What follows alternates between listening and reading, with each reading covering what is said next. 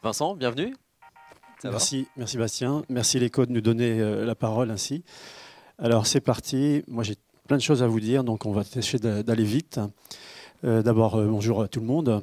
Et Jalios en quelques mots, c'est un peu plus de 2 millions d'utilisateurs dont on cherche à rendre le travail collectivement plus efficace et puis aussi plus épanouissant. Alors comment ?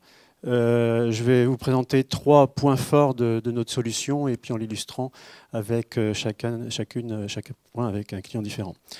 Alors, on commence par le point de la cohésion. Donc ça, c'est une chose extrêmement importante, c'est de permettre d'engager les employés, qu'ils connaissent la vision de l'entreprise, ensuite d'impliquer tout le monde, les frontline workers, et puis enfin d'atteindre ce qu'on appelle l'entreprise étendue, donc avec les clients, les partenaires, les fournisseurs.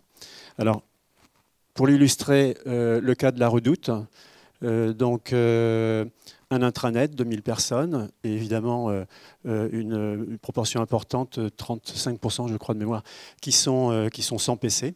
Et donc, il faut absolument être capable de les faire venir, à la fois d'un point de vue technique et puis aussi d'un point de vue fonctionnel. Donc, par exemple, le CSE, ce n'est accessible que par ce biais-là. Donc, c'est un moyen qu'ils viennent et qu'ils soient au courant des informations de l'entreprise. Deuxième aspect, les applications métiers. Donc, par exemple, sur les 2000 collaborateurs de la Redoute, il y en a 60% qui s'occupent de relations clients, d'une façon ou d'une autre. Et donc, la base de connaissances, c'est leur lieu de travail et c'est quelque chose qui est intégré. Et puis, troisième élément, 1500 fournisseurs. Pour fluidifier les échanges avec eux, c'est l'entreprise étendue. Eh bien, il y a un espace qui leur est dédié qui permet de faciliter ce fonctionnement-là. Ensuite, deuxième point fort, la personnalisation. C'est sur l'ensemble des fonctionnalités. Je ne vais pas les détailler ici, je vais plutôt vous présenter quelques copies d'écran qui permettent de l'illustrer. Donc une page d'accueil typique, donc là c'est sur le département du Pas-de-Calais. Une page d'accueil typique, et bien évidemment l'information qui est présentée, ça va dépendre du service auquel on appartient. La partie qui est floutée à droite, c'est l'activité des collègues. C'est quelque chose, évidemment, c'est les collègues avec lesquels on est en relation. Et c'est extrêmement important d'avoir ce filtre pour que l'attention se porte. C'est-à-dire que ça peut être les personnes elles-mêmes qui font le filtre, mais ça peut être aussi la solution qui apporte ce filtre pour faciliter les choses. Bien sûr, l'ensemble de l'actualité est disponible. Ce n'est pas parce qu'on a poussé qu'une partie que tout n'est pas disponible. Même chose pour les espaces collaboratifs. On peut accéder à tous les espaces collaboratifs dès lors qu'il y a des droits, puisqu'il peut évidemment y avoir des limitations. Mais on peut aussi avoir les espaces collaboratifs qui nous sont les favoris, ceux qu'on va aller joindre rapidement. Alors les espaces collaboratifs sont eux-mêmes personnalisables. J'en montrerai d'autres derrière, donc on va passer vite là-dessus. On peut aussi personnaliser quelles sont les applications métiers auxquelles on veut accéder rapidement. On a aussi, et ça c'est extrêmement important, c'est dans la logique d'éviter les mails, c'est de permettre, alors par exemple ici ce sont les RH, d'avoir des formulaires qui vont permettre de faire des demandes. Et ce qui se passe, c'est que ça simplifie le flux de traitement, c'est le process social, hein, comme vous l'indiquez. Et pourquoi social? Parce qu'en fait, ça met en relation des personnes. Il peut y avoir ensuite des échanges de commentaires, et c'est extrêmement efficace. Et puis, toujours sur cette organisation de l'efficacité, les projets, donc là aussi personnalisables. Et donc ça peut être des projets, on voit ici l'état d'avancement, des projets de petite taille liés par exemple ici à des festivités, ou bien de plus grande taille, là j'en ai un énorme, c'est toutes les demandes d'informatisation.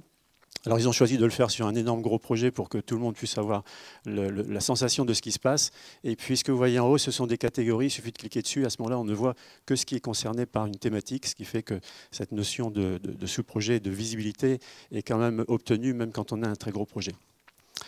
Voilà, et puis pour terminer, la dimension social learning, c'est-à-dire que la diffusion des connaissances dans l'entreprise, c'est quelque chose d'extrêmement important. Et donc ça peut s'organiser au travers de composants qui sont du learning, mais au travers d'un parcours qui va pouvoir être personnalisé pour des personnes qu'on va accueillir et à qui on va fournir donc ce qui leur est adapté. Troisième point fort, c'est offrir le maximum de liberté, c'est-à-dire que non seulement on est une suite complète, très riche, Mais on permet aussi de faire des choix, c'est-à-dire qu'il n'y a pas un seul composant pour la vidéo, etc. Et donc typiquement, on peut avoir des clients qui choisissent d'avoir 10% de leurs utilisateurs qui sont sur Microsoft, 90% qui sont sur, par exemple, OnlyOffice. Et donc ce choix se fait sur une quinzaine d'éléments, donc évidemment, je ne vous ai pas tout montré ici. Et puis quand on fait, j'allais dire, les bons choix, on est à ce moment-là souverain, c'est la raison pour laquelle on a été choisi par la direction numérique de l'État. Et puis, au point de vue sécurité, on est certifié sécurité premier niveau par l'ANSSI. Donc ça, c'est un élément dont on est effectivement très fier. La durabilité, c'est un élément très important. Donc là, c'est avec des engagements, c'est-à-dire c'est pas juste une prise de position. On a une labellisation qui correspond à cet engagement. Et puis la dimension extensibilité, no-code, low-code, c'est aussi quelque chose de très important dans la durée. C'est-à-dire que quand il y a un investissement sur notre plateforme, les clients savent qu'ils vont pouvoir s'appuyer sur nous dans la durée. Voilà, donc la direction numérique de l'État, c'est 170 000 utilisateurs, un peu plus de 11 000 espaces collaboratifs qui sont ainsi disponibles. Donc pour résumer, notre ADN, c'est de respecter l'ADN de nos clients. Merci beaucoup Vincent. Merci d'avoir illustré ce caractère socle ultra personnalisable. Je trouve ça intéressant, surtout sur les cas d'usage un peu à mi-chemin entre de la collab synchrone, de l'accès à des ressources, de la mise en réseau. Voilà, vous mettez tout ça en musique avec une proposition intéressante. Merci.